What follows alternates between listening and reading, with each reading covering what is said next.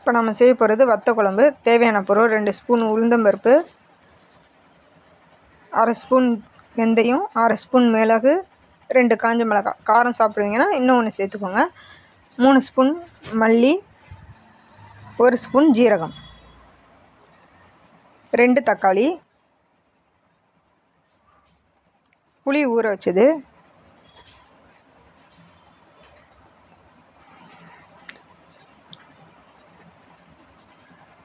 வெங்காயம், சின்ன வெங்காயம் எடுத்துக்கோங்க, அதுதான் ரொம்ப நல்லா டேஸ்ட்டாக இருக்கும். பூண்டு எல்லாமே நான் உரித்து வச்சுருக்கேன்.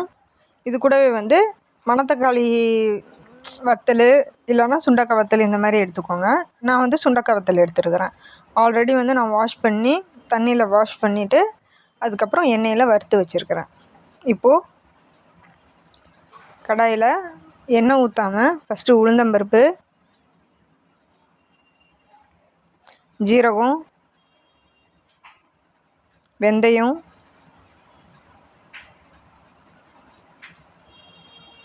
மிளகு, காஞ்ச மிளகாய் இது எல்லாத்தையுமே பொன்னிறமாக நல்லா வறுத்து எடுத்துக்கணும். பொன்னிறமாக வர வரைக்கும் கருக விட்டுறக்கூடாது. சிம்லேயே வச்சு வருங்க. அதை வறுக்கும் போதே நமக்கு அந்த மசாலா ஃப்ளேவர் நமக்கு வரும். சிம்மில் வச்சு வருங்க.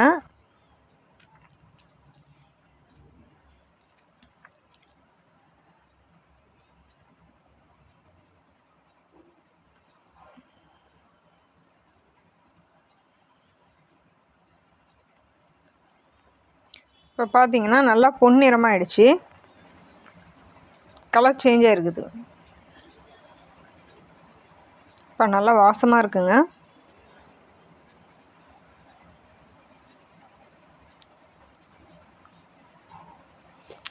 இது எதுக்காகனா நம்ம வத்த குழம்பு செய்கிறதுக்கான மசால் ரெடி பண்ணுறதும். இதை நம்ம வறுத்து அரைக்க போகிறோம்.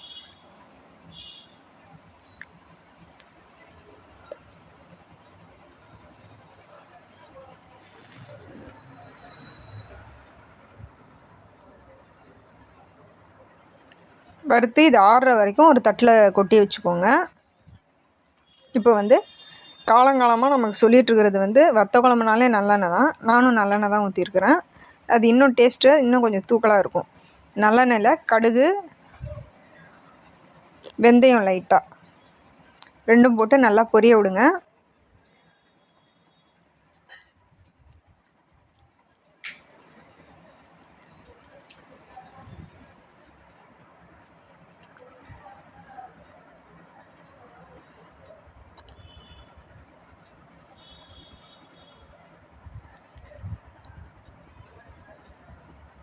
கடுகு நல்லா பொரிஞ்சதும் கருவேப்பிலை போட்டுக்கோங்க. கொஞ்சம் நிறையவே போட்டுக்கோங்க.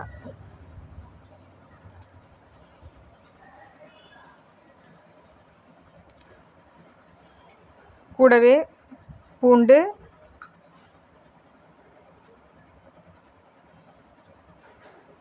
சின்ன வெங்காயம்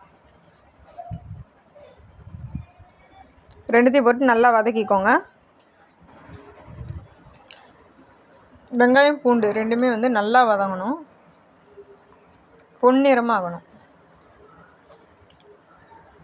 இப்போ அதுக்கிடையில் நம்ம மசாலுக்கு ரெடி பண்ணி வச்சுருந்தோம் பார்த்திங்களா, அது ஆறிடுச்சு. அதை நான் அரைச்சி வச்சுருக்கிறேன். இப்போது வெங்காயமும் பூண்டும் நல்லா வதங்கிடுச்சு. பார்த்திங்கன்னா நல்லா தெரியும், பொன்னிறமாக வதங்கியிருக்கு. இப்போ மஞ்சள் போட்டுக்கிறோம். மஞ்சள் போட்டு தாளிச்சுக்கிறோம். இது கூடவே நாம் என்ன பண்ணுறோன்னா, தக்காளி காமிச்சேன்ல 2 தக்காளி, அதை நான் அரைச்சி வச்சுருக்கிறேன். அதையும் இது கூடவே ஊற்றிடுறேன். ஊற்றி தக்காளியோடைய பச்சை வாடை போகிற வரைக்கும் வதக்குறோம்.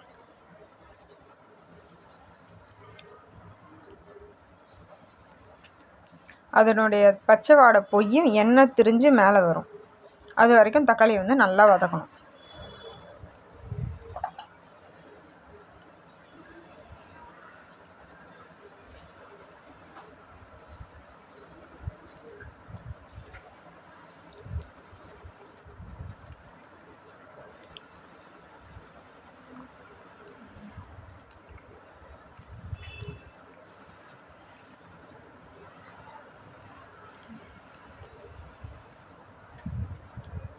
இப்போ அந்த பச்சை வாடை போகிற மாதிரி நல்லா வந்து தக்காளி வதங்கிட்டுருக்கு. உங்களை பார்க்கும்போது தெரியும் எண்ணெய் திரிஞ்சு மேலே வர்றது.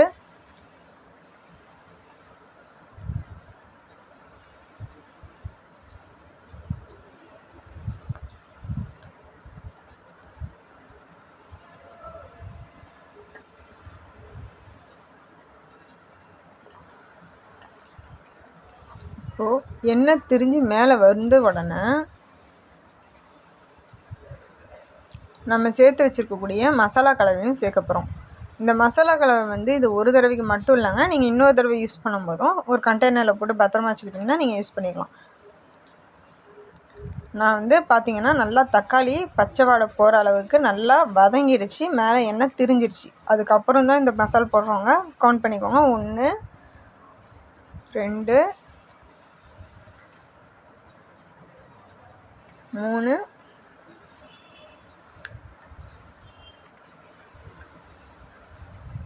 4 5 ஸ்பூன் போடுவேங்க. மீதி இருக்கிற மசாலா வந்து நீங்கள் திரும்பி வத்த குழம்பு செய்யும்போது நீங்கள் யூஸ் பண்ணிக்கலாம்.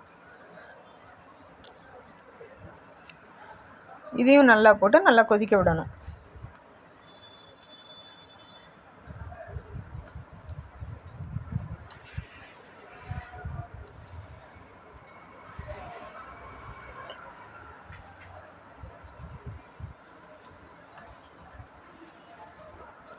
இப்போ வத்த குழம்பு வாசமே சூப்பராக இருக்குதுங்க.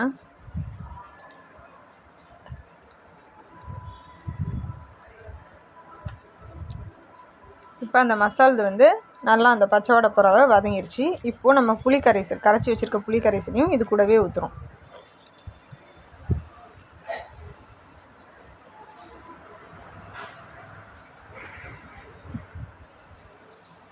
எனக்கு குழம்பு வந்து கொஞ்சம் திக்னஸாக வேணும் அப்படின்றதுனால தண்ணி வந்து நான் கம்மியாகவே சேர்த்துப்பேன். உங்களுக்கு வேணுன்ற அளவு சேர்த்துக்கோங்க.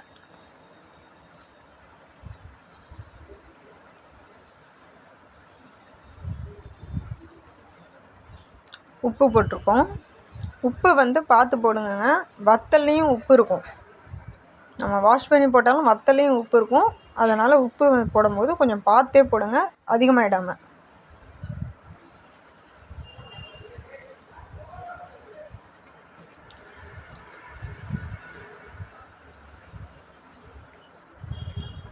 குழம்பு நல்லா கொதிக்குது. எனக்கு திக்னஸ் வேணுன்ற அளவுக்கு மட்டும் நான் தண்ணி ஊற்றிக்கிறேன். சும்மா ஒரு அரை கிளாஸ் தண்ணி மட்டும்தான் நான் ஊற்றுறேன்.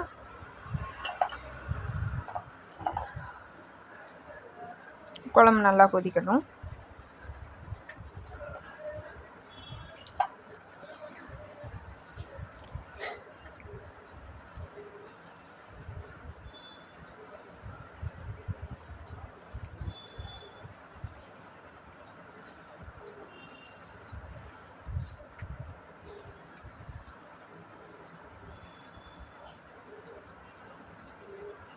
பார்த்தாலே உங்களுக்கு தெரியும் அந்த புளி கரைசல் எல்லாமே வந்து நல்லா கொதித்து வருது.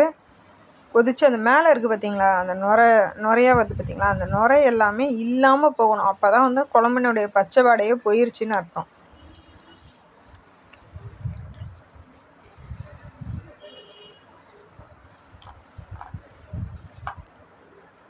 குழம்பு இப்போ பார்த்திங்கன்னா அந்த மேலே அந்த நுரை எல்லாமே போயிட்டு எண்ணெய் வந்து மேலே திரிஞ்சு வருது. இது கூடவே இப்போ நான் என்ன சேர்க்குறேன், பெருங்காயம் சேர்க்குறேங்க. இன்னும் வந்து நல்லா மணமாக இருக்கும், அதுக்காக.